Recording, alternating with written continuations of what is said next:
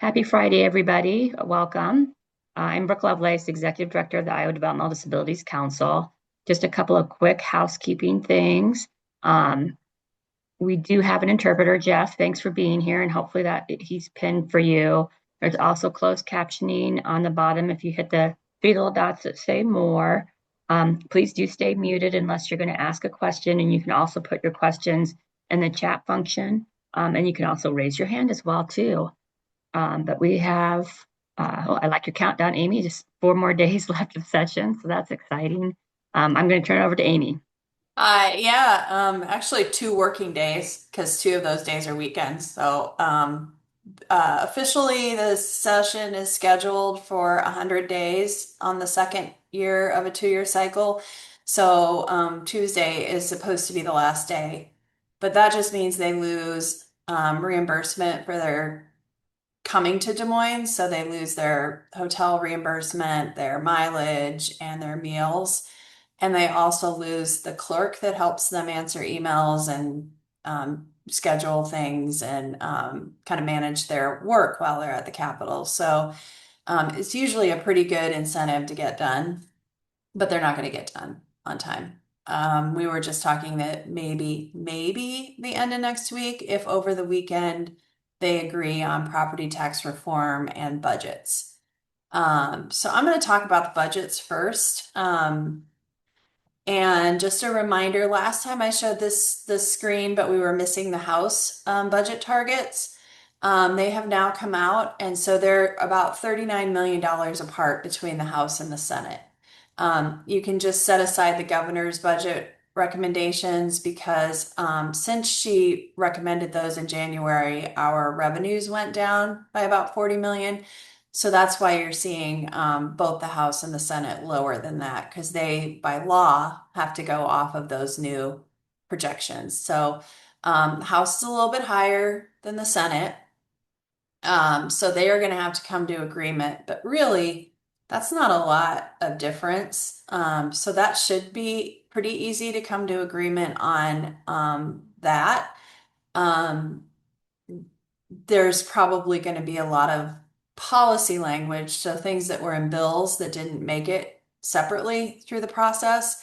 They're probably going to argue about what things to put in budgets that didn't make it through.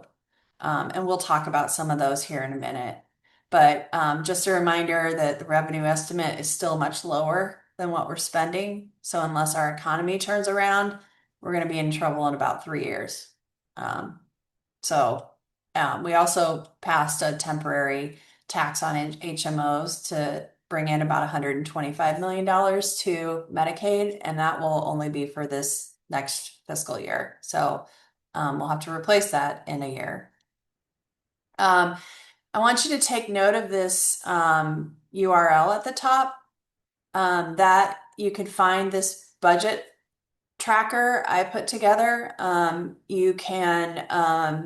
We will be changing this as the bill numbers change. One thing to note is all of those Senate files that are now out on the Senate floor are the governor's budgets. They are not what the Senate is recommending.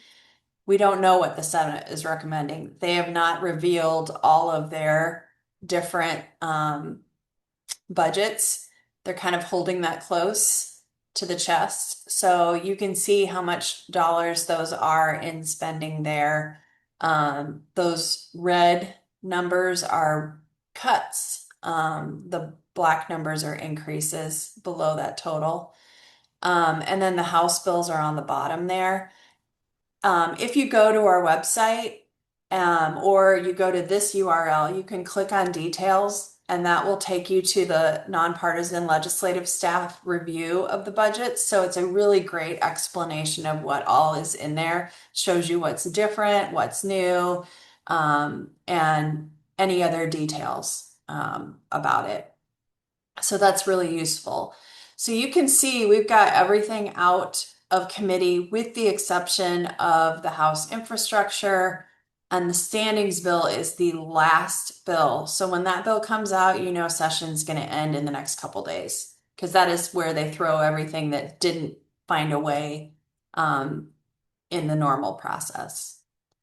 So that I just want you to make note of that URL. I will also have that in our report this weekend that we send out. And I want to emphasize that those reports are kind of supplemental to this. We only have 30 minutes, so we don't have a lot of time to go through details of each of these things, but we do put them in our budgets or in our reports that we send out weekly. So if you're not reading those, you will be missing some things that we can't and don't have time to cover in these meetings. But again, those will be updated as I update them literally as a bill is moving or changing. So, particularly the bill numbers. We don't have a new bill number for House Study Bill 777, which is Health and Human Services, but it will get a new bill number Monday, if not before. Might be later today. I want to go through the HHS budget changes. And in our report, we will talk about anything else in the other budgets, but there's a lot in here that I want to emphasize. And these are the House recommendations. So if you like things in this, it's really important to talk to the senators about passing the House budget because theirs will be lower um, because their targets are lower. So just a note, it looks like an increase, but it's actually just moving money for the Centers for Independent Living and Independent Living Services from economic development over to the HHS budget. So no increase. They are eliminating funding for the Epilepsy Foundation of Iowa contract. I think there was some training in that contract. It's $144,000. The governor had recommended vision screening to be cut, and the House restored that. So that's status quo funding. So the same funding as last year. There is new funding for the Food Bank of Iowa to help with their SNAP hotline. It helps people find where they can get and use their SNAP funds or answer questions. That's 127,500. That's important, of course, because there are proposed changes to SNAP, including what you can buy with SNAP dollars. And it looks like it's going to be confusing to people. So that might be a helpful tool as those changes are made. They did partially restore, we're not sure if it's a full restoration of the cost containments that HHS did for speech therapy and rehab services. $2.8 million. HHS came out with a bunch of changes in December that ended up, I've heard people calling them shadow cuts. They aren't really a cut, but they were reducing the reimbursements for services without legislative authority. So the legislature went back in and said no to that change. Um, they're increasing Medicaid rates for adult day services, for elderly waiver services, prosthetics. They're eliminating the need for exception to policy that for the past 6 years, Child Serve and On with Life have been on. So they added the money into the base of the budget for that. And many of you might have been watching a bill that had codified or put into code and into law annual Medicaid rate reviews. And then required HHS to come up with some kind of cost-based reimbursement for home and community-based service providers. And that new base rate would be adjusted every 4 years. So some kind of rate review mechanism and change for home and community-based providers. They don't have that right now. They're the only ones that are left off the rate reviews, the regular rate reviews that are going on. So they're really setting it up so that there's a new structure that they don't fall so far behind. Also, you'll see some savings as Woodward census starts to drop down to 100. They're looking at closing one home, so they'll go from 10 homes to 9. Apparently, they were being funded for a whole lot of vacant positions at Woodward, including a typist, which I don't think people have anymore. So that is at least $760,000 savings. I think there was one I missed in that, so it could be closer to $1 million or $800,000. they require HHS to have a database of their full-time employees. Sorry, I used an acronym there, FTE. But that is their employees. Legislators were just surprised at how many vacant positions they had and how big the department has grown. So they want to know where all of those positions are and how many are filled. Um, and that would be available to the public as well. This one is one that we're going to have to get you more details, but many of you might be familiar with the Family Support Subsidy Program and the Child at Home Program. They are part of what is now being called the Comprehensive Family Support Program. And our understanding of this is they're moving it from one division to another to follow where the funding goes. So into the aging and disability services. But we will get you more information. We had kind of an insufficient response. So we have another inquiry into HHS about this. But from our understanding is it is an existing program, so not new, even though some of the legislative documents call it a new program. And then, really, really important, save the best for last here. The House budget includes the costs that would be needed for the SNAP public assistance bill, which includes the MEPD program changes. So they are factoring in the changes and the passage of their House approach to the SNAP bill. So that is currently over in the Senate. They haven't, it died. The House has the Senate bill that's still alive, and that's where they would put in their language. So, but this would include increasing the eligibility to 300% of the federal poverty level, not counting a spouse's income, not counting a car or pensions, and requiring that electronic payment of premiums. And these are the new costs that they're expecting. That's the state share. So that's a third of the cost. So that's what it would cost for the state to do that. And they had some projections that like 1,800 people would qualify for this in the first year. And then the following years, it's a little over 700 new would come in. So, that is good news that they're including that, but they will have to pass that somewhere for it to go into effect. Um, any questions on the budget before I move to policy news?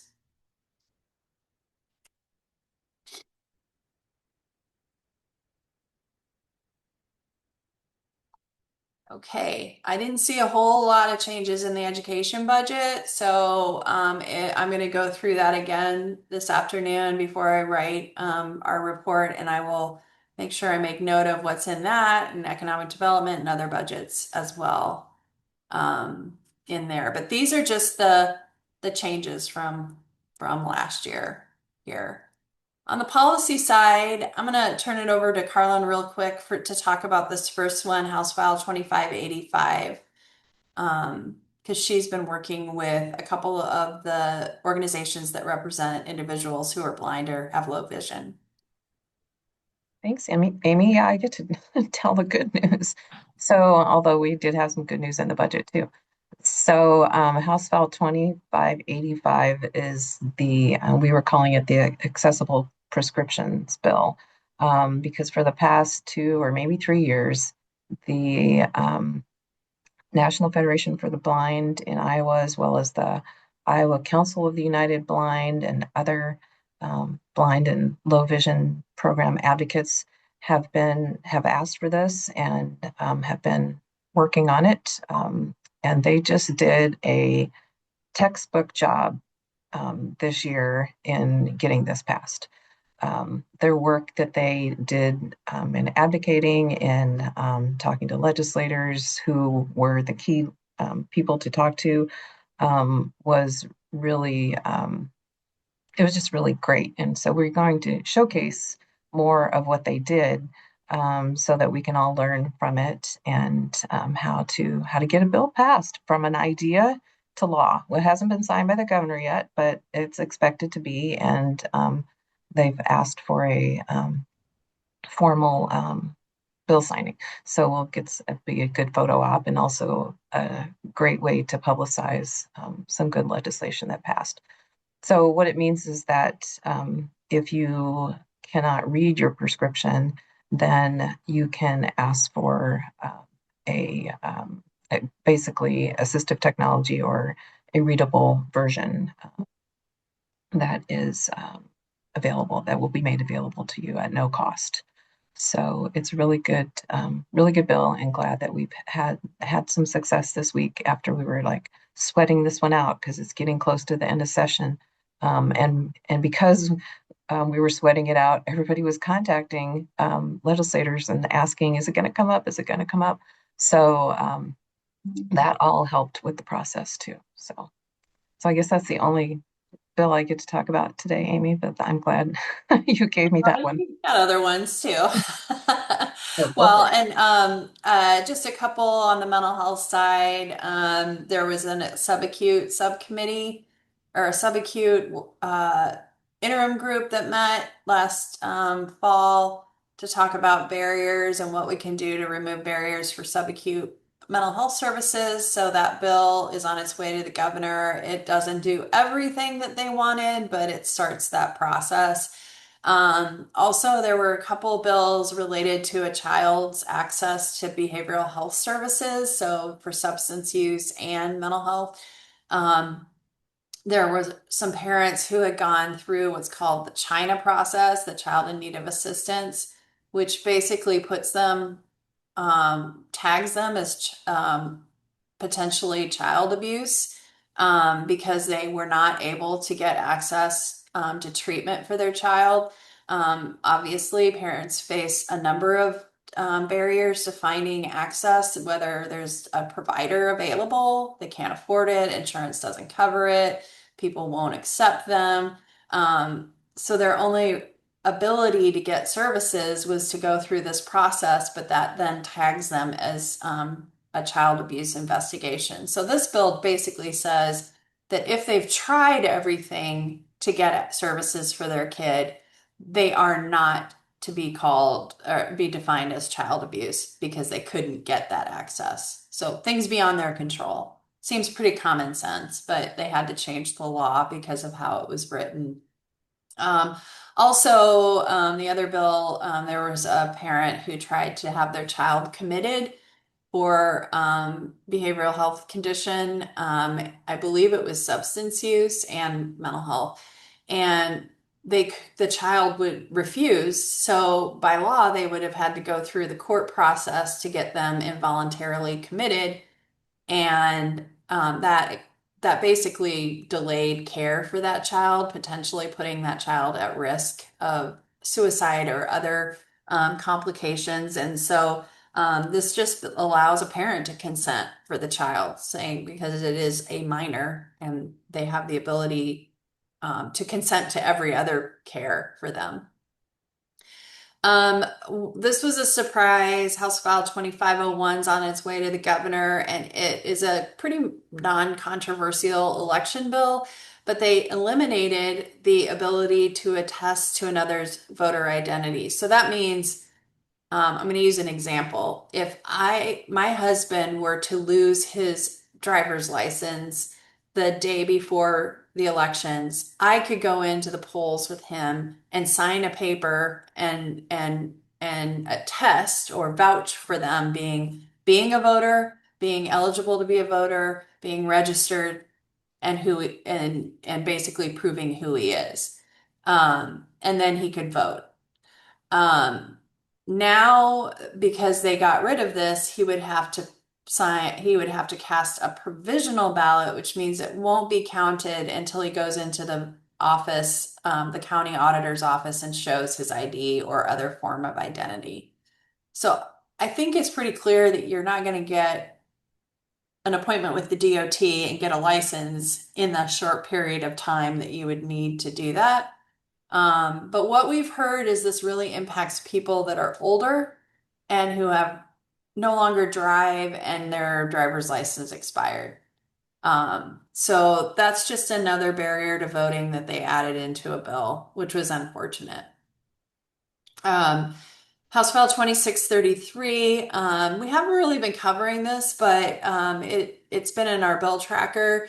It prohibits life insurance from discriminating against somebody who's a living organ donor, so they can't deny coverage for life insurance or threaten to person's going to lose it if they are donating while they're still alive part of an organ or like a kidney, or I think you can do part of your liver.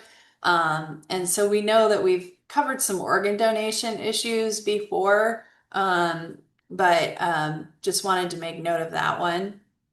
And then another one that's kind of in Carlin's past, because she used to work for the Heart Association, is the requires the Department of Education to list where the AEDs or automatic electronic defibrillators are in schools and figure out which schools have already adopted an emergency response plan, since there are sudden incidences in schools where students usually during sports collapse and they have an undiagnosed cardiac event, but it also helps individuals with disabilities who have a higher incidence of risk of cardiac emergency, and teachers and anyone else in the school.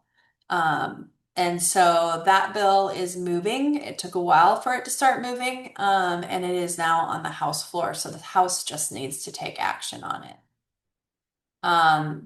Couple other ones. I'm going to let Carlin add to this last one too, but I wanted to make note that House File 571 is at the governor's desk, and it is concerning. It is a bill called the Medical Ethics Defense Act, and it allows any healthcare provider or hospital or facility to deny services to someone if it's against their own personal ethics. And that includes refusing to provide a referral to someone who will provide them the services. And then there's no legal repercussions. The licensing board, even if it's against medical ethics, they can't take any action against them in licensing. So if a person were to say, I don't believe a person with an intellectual disability should be eligible for organ transplant because I think it's against my personal ethics, or it's really meant for, transgender affirming care, it's for abortions and other things that people like, those hot point issues, but it is written going much, much further. Literally, someone could just not like a person and decide they don't want to provide services. It's pretty concerning from a number of organizations' standpoints. It's been at the governor's desk for a long time, so I don't know if it's going to move or if she's contemplating a veto. But I just want to make note of that. There are a lot of organizations realizing that this is going to have some significant impacts to care, particularly in rural areas. Like if they don't want to provide a certain service, you may not have another option. And it includes vaccines too. So Senate File 2428, I know many people have been watching. It is the school discipline bill. So as the Senate originally passed, it just added violent and nonviolent. It added nonviolent disruptions to the current law for violent disruptions for classroom removal and for discipline, which has always been a concern that if somebody is acting out because of a disability, that they would be unfairly treated and removed.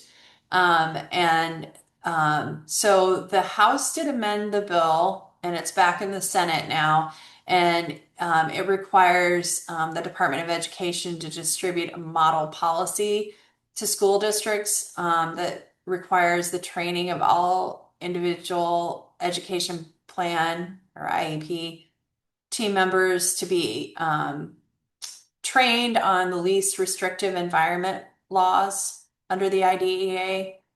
It adds that other bill that had been moving around, establishing 2 pilot separate school programs for students with special education services and behavioral issues. but it changed it so there's a lot more language that we think makes it comply with federal laws and makes it voluntary. So a parent doesn't have to send their child to that school. There has to be an opportunity for an inclusive option. It makes a little bit more different changes to the violent and nonviolent disruption definitions. And I don't know, Carla, if you have anything else to add on that one that you're hearing. Thanks, sorry, you covered it really well. I just, wanted to add that we had brought up a lot of these concerns and were pleased that House members decided to, include the training. Um, the one about the separate schools was a surprise to be added in here, and we're still um, wondering where that came from and who's really behind it and pushing it. And it brings up a lot of questions too about how districts are going to pay for this and handle it, and if they're going to draw from other districts. And um, and it's you have to opt out of it instead of opting in, and what that really means as a student or a family.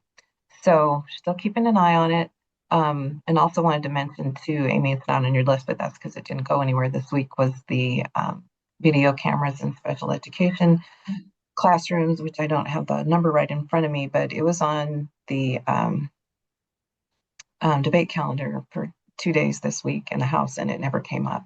So maybe it's not going to come up, or maybe it's going to come up with this coming week, but it has not been amended so far to the questions and lots of issues that were raised about that too. So just wanted to throw that in. And also, Amy, I know you gave me the floor, so now I'm going to talk, but you mentioned, what we had been watching through in the public assistance reform bills. We talked about it in the budget that the MEPD um, uh, budget has been, or money has been added for what we had asked for in Work Without Worry, or MEPD, now in the budget, but the policy bills have not passed for that yet. So those were ones that we've talked about a lot: House File 26 or 2716 and Senate File 2422. They're working on a compromise between the two of them, and but at least we know where we're going to expect that the MEPD language will come out of that because it's been put in the budget. So the other concern, and we won't go through everything that's in these bills, but the other concern was the codification of the MCOs, or managed care, being codified into for Medicaid administration in Iowa, and that was in the Senate file. And as we've heard, the House does not want to do that. So I think that's, from what I heard, that's one of the other things that's holding up the compromise, whatever's coming out in compromise. So we'll be talking more about those as we know more. Yeah, and the school video one is not on Monday's calendar, so they've pulled it. So I don't know if that just meant that it went bad in caucus and they decided not to do it, and or if it may be they're working on an amendment, but it is not on the list for Monday. So that's not a good sign for it, which is I mean, depending on where you fall on that, we have a split group. Some people, we've heard from parents that want that, and others that are concerned about it. It definitely, as written, is not compliant with federal law. So it has to be amended in some way, or it's not going to be, it'll be challenged. It could be challenged in court on that. So, also, just a reminder, House File 2716 is dead, the House version of public assistance reform, but all of the things that are in it are still a part of the conversation on the Senate file. So all of the things that were in that bill, there's two places all of that language can go. It can go into the HHS budget because all of it relates to funding, or it could go in the Senate version of that bill. So just kind of a reminder, it might show up in either one of those places, but I think there needs to be advocacy to still push for that. So again, just a reminder, it's not too late. All of these slides are up on our website now under the Capital Chat under InfoNet. So you can get all of these links there as well. And just the reminder that we had last week for YLA and our state plan. But since we're on our very last second here, I just want to announce that we are changing our Capital Chat to May 8th, right, Carlin? Didn't we talk about that? And it's going to be an hour because we're going to have some election focus since the primary is June 2nd. And I want to remind you of the importance of the primary. Some of you have met Josh Turek, who is running for US Senate, and he has a primary against another Democrat, Zach Walls. And some of you have met Representative Eddie Andrews, who's running for governor, and he has a primary against three others. And, that's on the Republican side. So it's really important to vote in primaries. I just use those as an example, not an endorsement of any sort. I just want to make that clear.